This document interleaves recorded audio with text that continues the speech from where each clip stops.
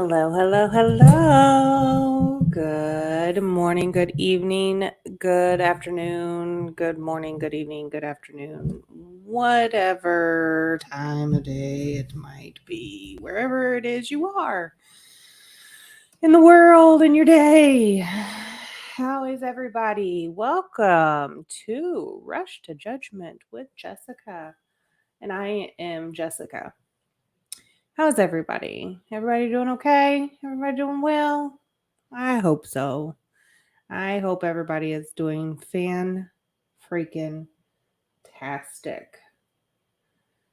Because it's almost the new year.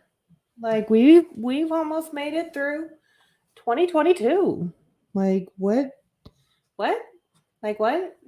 Like it's almost 2023. Like what?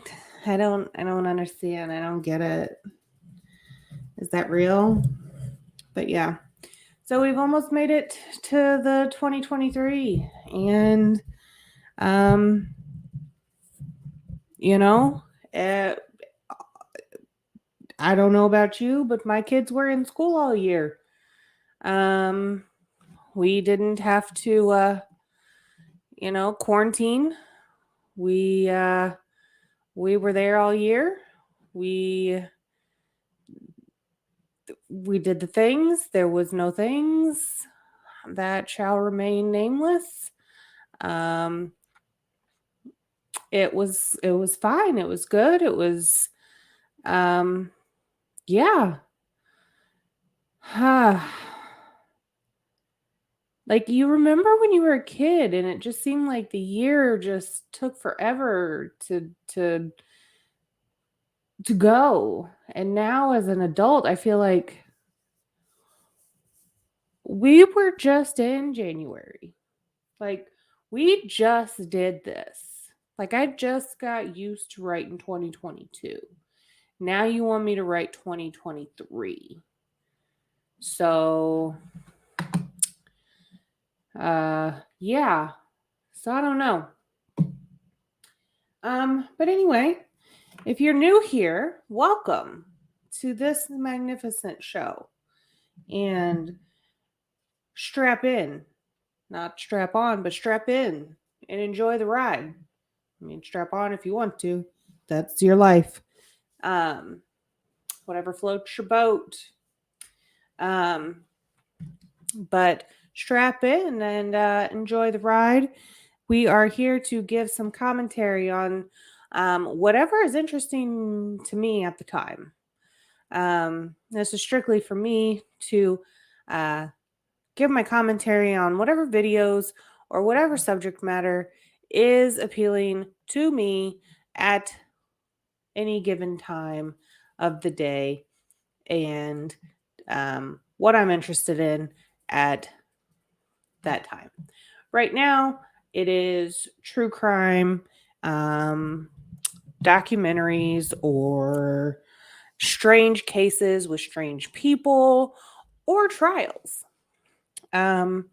So when I have some time and some extra, whatever to sit down and do the things, and with the kids being out for school and on winter break and the holiday and getting everything ready, I'm behind. Since I started this channel, I have been putting out videos and doing all of that, and I have gotten behind. So this is my opportunity to kind of catch up. I am alone this evening for a little bit anyway. So I figured I would put some videos out while I was sitting here by myself and didn't have a house to clean, didn't have laundry to do, didn't have those things to do. So I haven't yet picked out a trial that I want to cover just yet. And there's not one out there that's going on right now that's of any interest to me. There's the Courtney Clenny stuff that I'm going to follow when it does start to pop off. And then, of course, the suitcase murder which is Sarah Boone, which I will cover as well. Um, but those haven't actually gone to court or anything like that. But, if there's any new news on either one of those, I will do an update. I put up a new, that was the last thing I did, was the new interrogation video from the night that Courtney Clenny was taken in for the arrest. Not the arrest. She wasn't arrested, I don't believe. That evening, that she allegedly, that she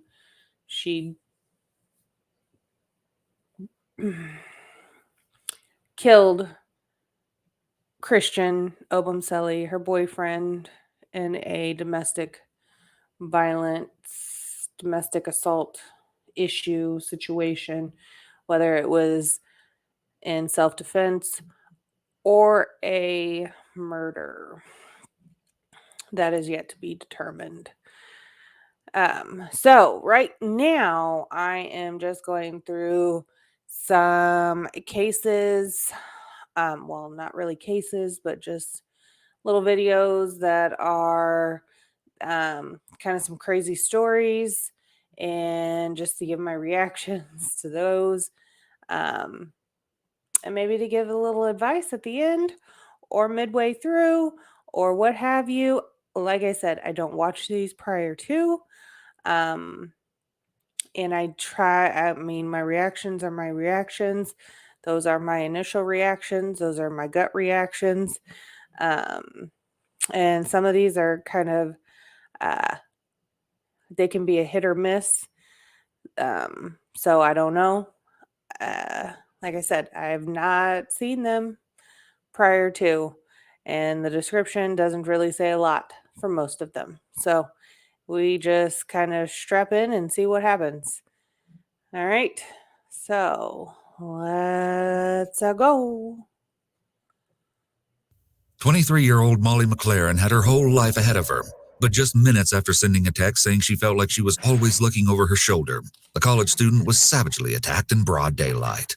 CCTV cameras captured the shocking moment when police arrived at a crowded gym parking lot to find Joshua Stimson soaked in blood. He willingly placed both hands on a police vehicle and surrendered as his victim bled to death nearby. What exactly caused the young man to snap so violently remains a mystery, but we know one thing for sure. When Molly downloaded a dating app, she could have never predicted the shockingly horrific turn her life would take.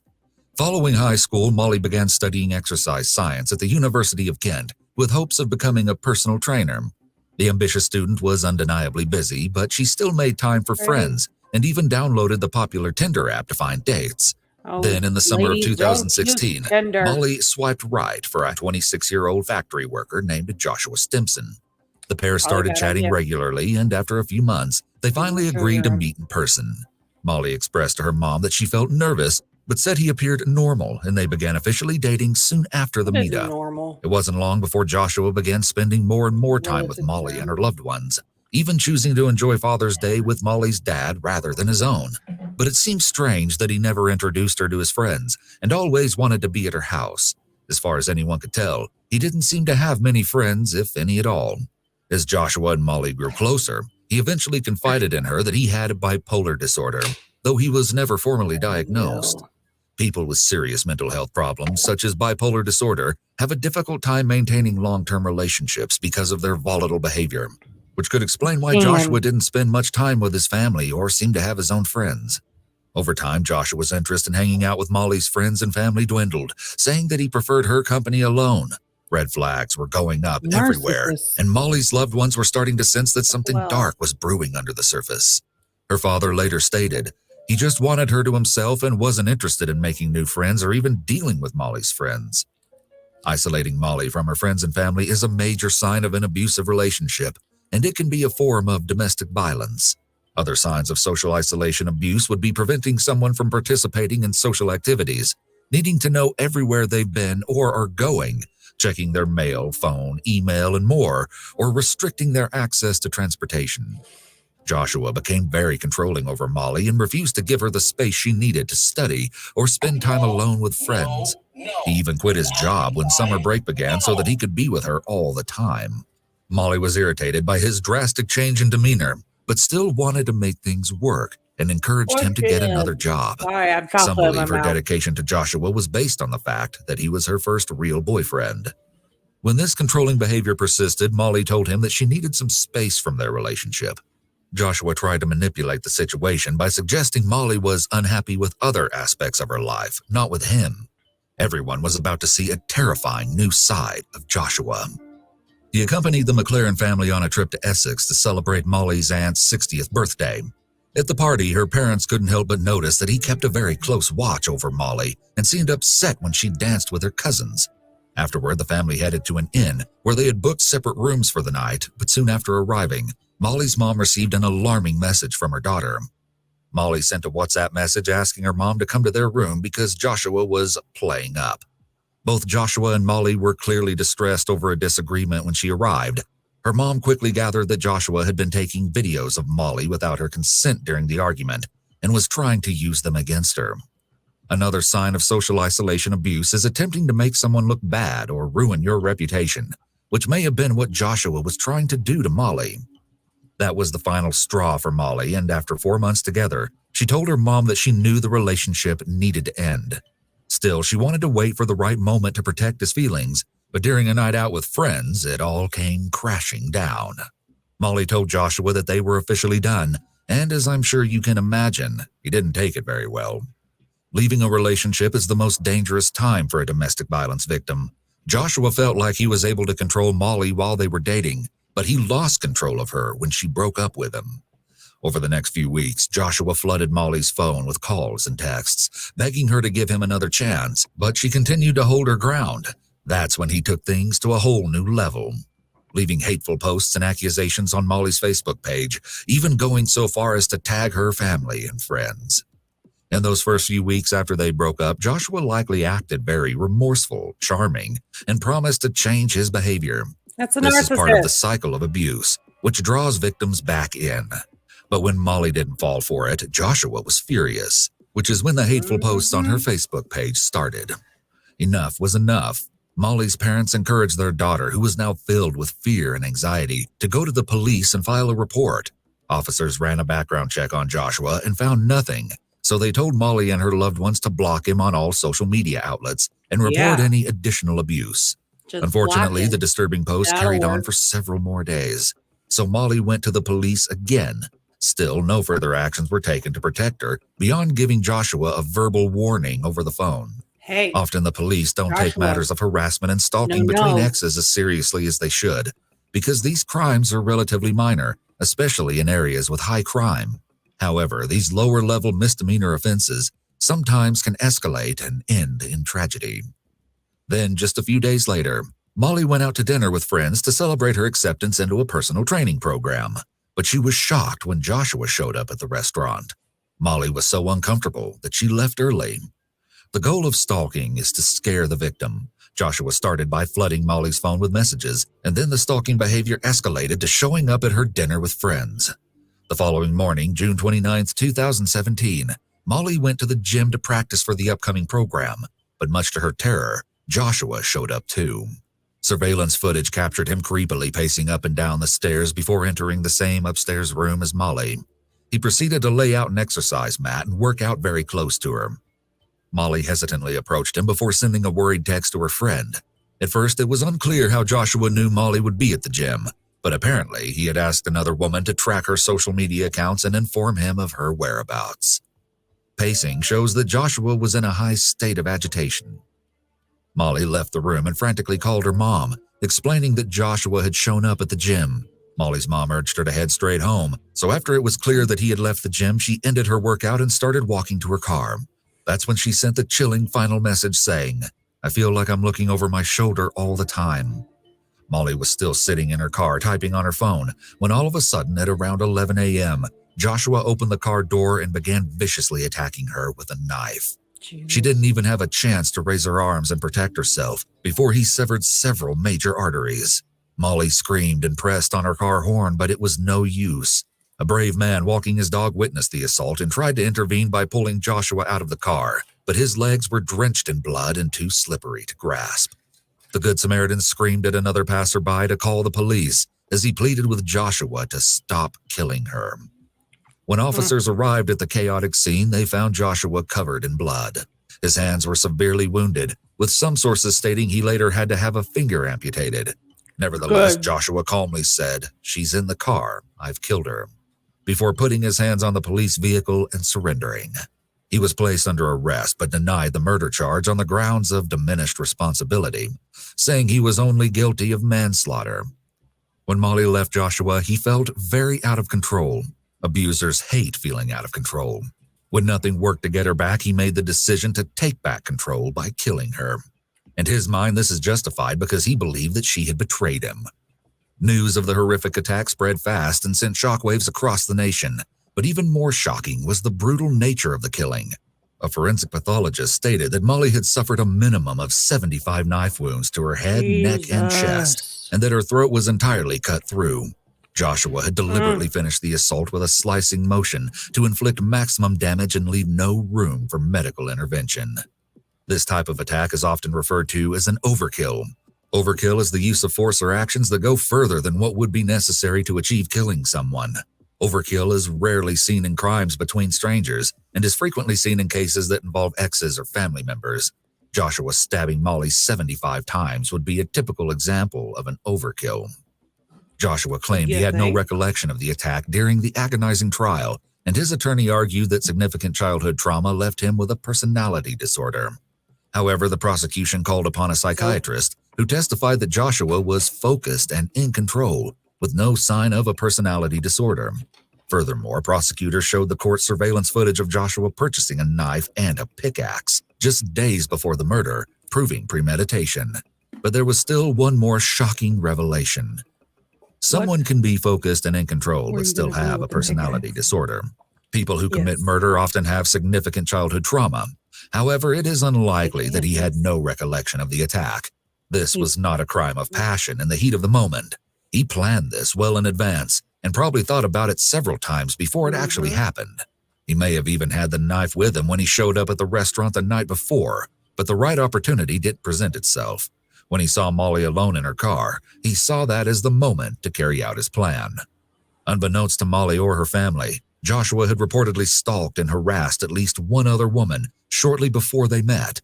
Alexandra Dale, one of his ex-girlfriends, testified that she spoke to the police 3 times about Joshua, saying he threatened to drown her and slashed her car tires. Yet according to several reports, the police took no action after these initial reports were made. In less than 4 hours, the jury unanimously found Joshua Stimson guilty of murder, and he was sentenced to a minimum of 26 years behind bars. Now, let's move on to our next case. God, if you want Singaporean to commit graphic a designer crime, Anthony go Lur told overseas. reporters at his wife's funeral, "She's the angel, I am the devil." He was right. 28-year-old Anthony Lur met Annie Long when she was just 15 years old, and they were married 5 years later. The couple welcomed a daughter in 1997, but things were far from picture perfect. You see, Anthony struggled to hold down a steady job and was known to gamble what little money they had away. Not to mention, Annie uncovered several affairs between her husband and different women. Determined to save their marriage, Annie forgave him and began working as a real estate agent to help support the family. However, by 1999, the relationship had become unbearable, leading Annie to move into her mother's house with their young daughter. Distraught by the sudden change, Anthony tried to take his own life with sleeping pills. Annie temporarily returned to help him, but that didn't stop her from filing for divorce the following year. Threatening to or actually attempting to take one's own life is a common tactic of abusers to manipulate their partners into staying with them. Then 9 months later, on May 14, 2001, Anthony asked Annie to meet him at a nearby park with their daughter so they could sign papers regarding their delinquent mortgage. The pair met, but there was a problem. No one brought a pen. So Anthony asked Annie to run back to her mother's flat to get one while he waited at the park. Nobody brought a pin? One last time. As 30-year-old Annie exited the elevator on the 4th floor, she was violently attacked from behind by an unknown assailant wielding a steak knife. Her throat was slit and she was stabbed several times in the neck and chest before her attacker finally fled the blood-soaked scene. Annie was swiftly transported to Tan Tock Seng Hospital, but she passed away a few hours later from her injuries. Detectives worked tirelessly, combing through every inch of the crime scene, but all they uncovered was a torn section of a newspaper next to Annie's body. However, when they searched Anthony's flat, they immediately noticed that his newspaper was suspiciously missing that exact page. Already looking pretty guilty to the police, Anthony wasn't doing himself any favors either. He was reportedly very uncooperative and even combative with authorities as he denied any involvement in the crime. The following day, Anthony attended a wake for Annie amidst a crowd of grieving family members and friends. He sobbed over her open casket and gushed to reporters about how they had shared a deep love despite his wrongdoings as a husband. As if that wasn't enough, he also agonized to the reporter, saying, "What if I did not ask her down? What if I had brought a pen? What if I had gone up with her? 1,000 what-ifs, but one reality, she's gone." He's putting on a show for everyone and acting his part of the grieving husband. He likely is enjoying the attention and is feeling in control of the situation. Meanwhile, the investigation intensified as forensic experts unearthed recently deleted messages from Anthony's computer He between hired himself somebody. and multiple teenage boys. Wait, what? What? 4 days after the murder, police brought the two teenagers in for questioning, and it didn't take long for the twisted story to unravel. One of them was 16-year-old Gavin Ng, and the other was a 15-year-old secondary school student we will refer to as Z. Investigators were stunned to the core when Z came right out and confessed to murdering Annie Long, but they weren't terribly shocked to find out that he acted under Anthony's orders.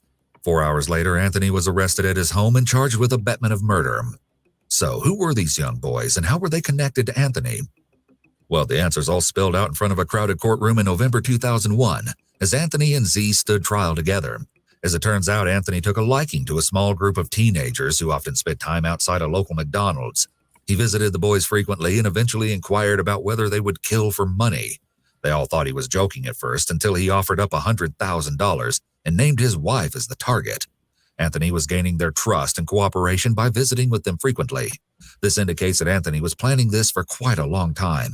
The boys were young and probably looked up to him. Gavin and Z also likely felt special as they were chosen by Anthony out of the whole group. The high amount of money was also very enticing. They also had a grown-up that they knew and trusted telling them that murder was okay. Anthony turned to Gavin and Z and explained that he needed their help carrying out the murder. He gave them detailed instructions on what to wear and how to kill his wife without being caught, even advising that they take her wallet to make it look like a robbery gone wrong. However, when Anthony took Gavin to his home and invited him to practice slicing into a bolster wrapped with newspaper, the young teen started having second thoughts. "He told me the skin of the neck was as thin as a newspaper," Gavin later said in his testimony. Gavin allegedly tried calling Z to tell him about the terrifying training exercise, but he couldn't reach him. It wasn't until 2 days after Annie's murder that he finally caught up with his friend who, according to Gavin, confessed, "Anthony's wife, I do already." Gavin was never charged with any crime. There is no legal obligation for a person who is not a mandatory reporter to call the police about a crime that hasn't occurred, even if they have compelling reasons to believe it may. If this was not the case, perhaps Annie would still be alive today, and certainly Gavin would have been charged. On the night of the murder, after being fully prepared by Anthony with a list of do's and don'ts, Z rode with him to Annie's flat with a knife concealed with a newspaper tucked in his waistband.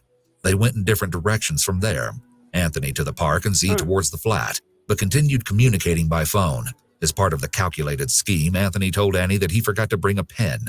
Z was waiting outside the elevator door and ambushed the mother right as she stepped out, fleeing down the stairs to avoid being seen.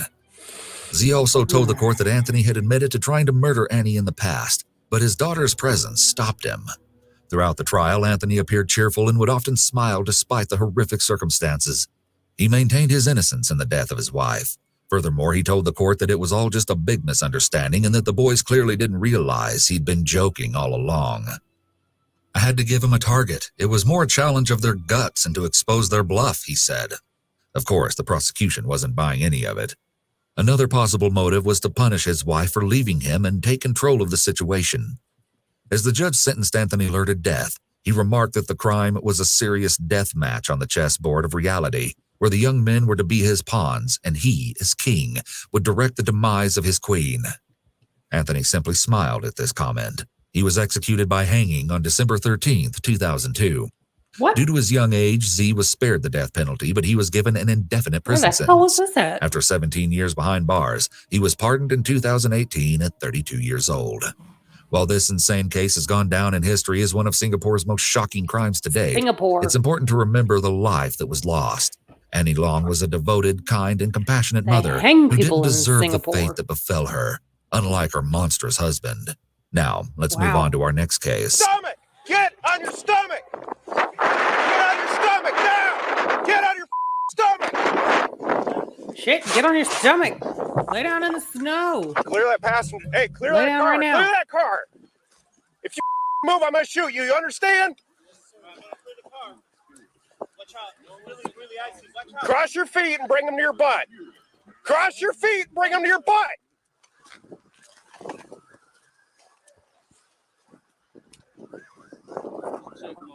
Shut up. Don't move. You move, I'm gonna shoot you. You When understand? 23-year-old South Toledo mother Crystal Phillips left home to run an errand, she had no idea that her children were being left under the care of an absolute monster. 1 year earlier, Crystal separated from her husband, Jaquil Phillips, with who she shared 4 young children, 3 boys and a girl. Around 1 month later, Crystal started dating a new man named Kevin Moore. The 27-year-old was originally from Georgia, but had spent the last few years living in Florida and Indiana before relocating to Toledo. Now, Kevin might have been a breath of fresh air for Crystal, but he was by no means an angel.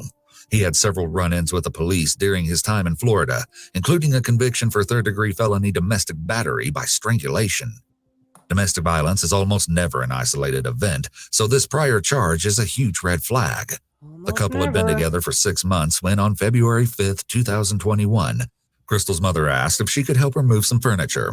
Kevin stayed at home to watch her 4 children, and before leaving, Crystal said everything seemed fine and that she and Kevin even kissed goodbye. However, when Crystal returned home an hour later, she found herself right in the middle of every parent's worst nightmare. Oh, dear God. Upon her arrival, Crystal began unloading boxes from a trailer parked outside. She said things felt completely normal at first, but 10 to 15 minutes later, her daughter Graciana came running out with a startling admission. The 2-year-old exclaimed that Kevin had given one of her brothers a nosebleed. Crystal raced into the home to check on her little boys, and when she got to their bedroom, she found a gruesome scene. All 3 of her sons were bleeding from gunshot wounds. Oh, God. I was in complete shock, Crystal said. I screamed bloody murder. I went outside and I screamed at the neighbors, like nobody heard anything. Why did it take for me to come home and find them before a call was made? Crystal called 911, and while the order of these reports is unclear, Toledo police also received several other frantic calls, with one woman stating she heard screaming that the man shot the babies, and I just heard like 10 more shots. Another caller reported to dispatchers that the suspect was armed and hiding in a van outside the residence. In minutes, countless police vehicles descended on the scene and formed a circle around the van. Kevin calmly stepped out of the van with the gun visibly lying on the ground nearby, but was quickly apprehended without incident. Meanwhile, officers and firefighters rushed into the home, but even some of the trained professionals weren't able to bear the horrific scene inside. It was clear that all 3 boys had extensive gunshot wounds, Oh, God. and unfortunately, emergency responders found that 1-year-old Gabriel and 5-year-old Amir had already passed away from their injuries. But shockingly, God. 4-year-old Ashton was still alive, despite having been shot in the head. The little boy was swiftly transported to the University of Michigan C.S. Mott Children's Hospital in Ann Arbor, where he continued to fight for his life. The couple's daughter, Graciana, was uninjured and placed in emergency custody with her father, Jaquil. A neighbor later stated that she didn't hear the shooting at first, but after stepping outside, she heard several gunshots before witnessing Kevin as he tried to hide the gun in the snow. She also reported that she initially believed Crystal and her young daughter to be victims as they were lying on the ground outside. All of this happened very quickly if Crystal was only gone for an hour. Kevin may have killed the boys as a way of punishing Crystal, although if that is the case, it is somewhat surprising that he waited until she left in order to kill them. Making her witness the crime would have been more of a punishment. It's also possible that he was jealous of the attention the children received from Crystal. Another possibility is that this was not planned out in advance. Kevin had a history of extreme violence and was likely very quick to anger. Watching young children requires a lot of patience. All of this combined is a recipe for disaster. He may have become very agitated and frustrated in the heat of the moment and snapped. Ashton, who had been shot straight through his tiny jaw, was listed in critical condition at the hospital, but a few days later, they changed his state to stable. After being placed in a medically induced coma, the toddler woke up and started gaining minimal control over his hands, feet, and face. He underwent several surgeries, but is reportedly recovering from the horrific ordeal. Crystal, who spent day and night at the hospital with her son, immediately fell under fire on social media as harsh allegations and even threats against her streamed in. However, she adamantly denied that Kevin had ever been violent towards her or the children, saying, "I really have no clue what happened. We weren't on bad terms. There was no violence. There was nothing." Still, some investigators believe the brutal attack might have been related to a fight between the couple earlier in the day. Kevin Moore was charged with 2 counts of aggravated murder, 1 count of felonious assault, and 1 count of attempted aggravated murder. He was held in the Lucas County Jail with a bond set at $5 million.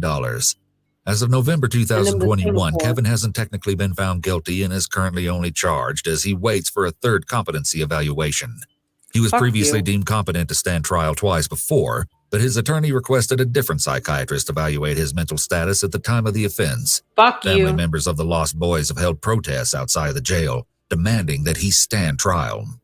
It is a long-held constitutional stand due trial. process right in the United States You that a were defendant fucking must be able competent. to assist in their own defense. Wasn't For a shit person to wrong be with deemed you. competent to stand trial, a defendant must be able to understand the proceedings. Mentally incompetent people cannot be convicted of a crime.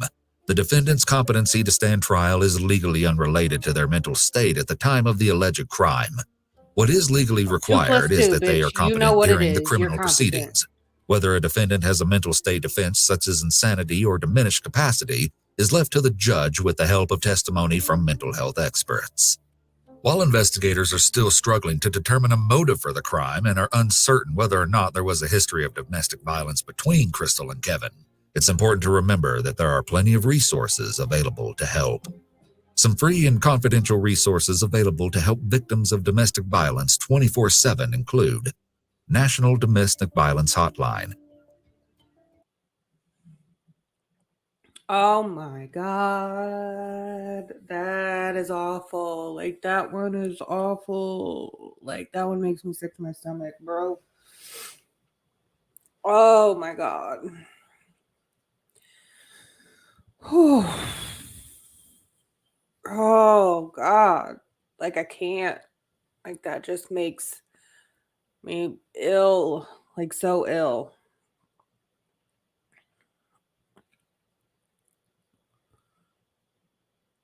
Those babies, y'all. Those babies. God. Ugh.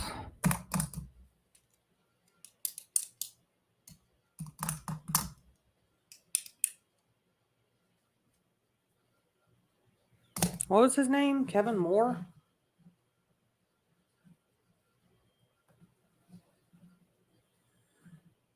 Because that was in 2021.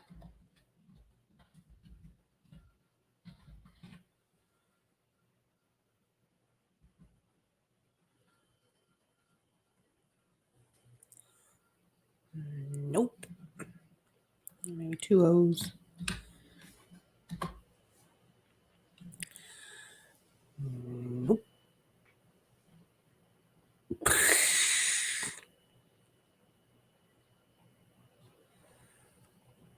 Kevin.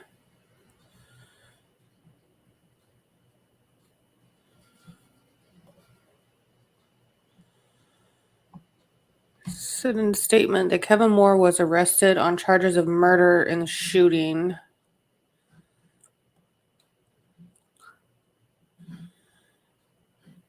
Having inside the apartments located near the intersection.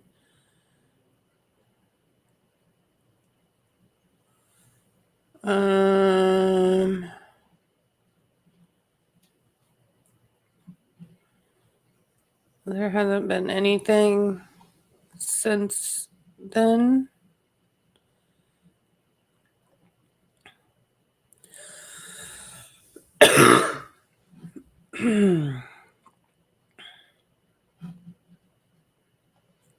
Really?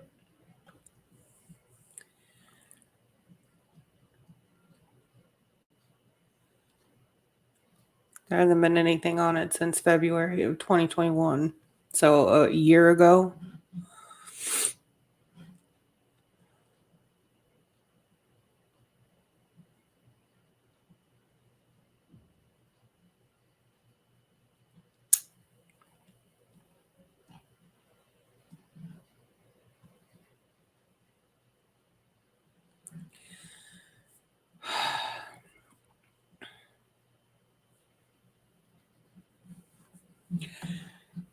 Wonder if any of his stuff would be televised. It's in Ohio.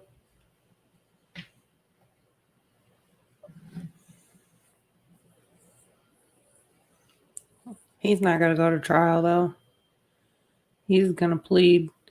But he doesn't want to stand trial. That's the fucking point. That's why he keeps going to these competency things and keeps postponing it.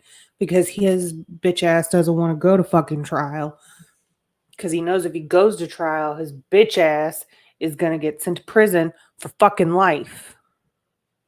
Fucking bitch, man. Like, oh my God. Like, oh my God. Oh, the moral of the story for the first two, be careful who you date, ladies. Jeez, like, why? Red flags are a thing. We keep saying it. Red flags are a thing. I know. Easier said than done. I get it. Been there, done that. I know.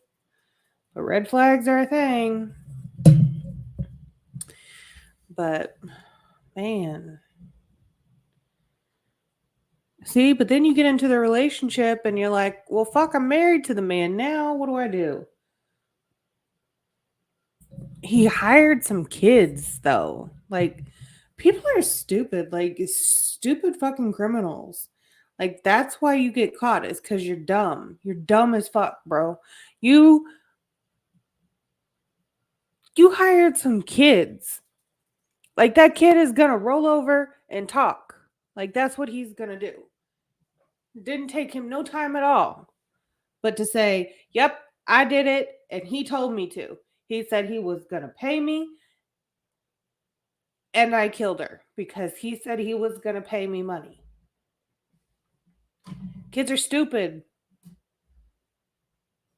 You can't trust them. You can't. First of all, don't hire nobody to kill nobody. That is illegal. Apparently, it's illegal in Singapore too. It's called something funny. I didn't know what it was called. That's not, conspiracy to commit murder. I don't know. It's called different things in different parts of the world, in different states anyway. But whatever.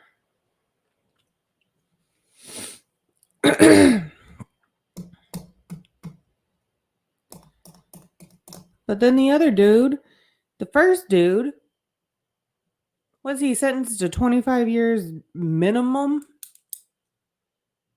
Okay, well, his bitch ass better do more than that. Like, you take a life and you do this shit on purpose. Like, he brutally stabbed this woman. You brutally stabbed this woman. You planned it out. You got in her car. You stalked her. This is not the first one you've stalked and you've followed and you've done this to. And you killed her over 75 knife wounds, cut wounds, injuries.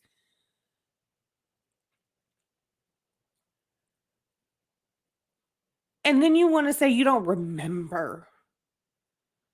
Okay, well, let me show you pictures. And here, remember, Winnie, remember.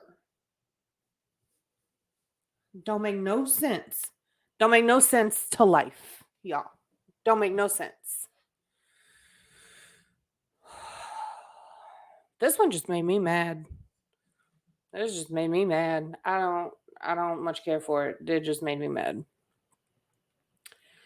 But okay, that's all. We'll move on to the next one.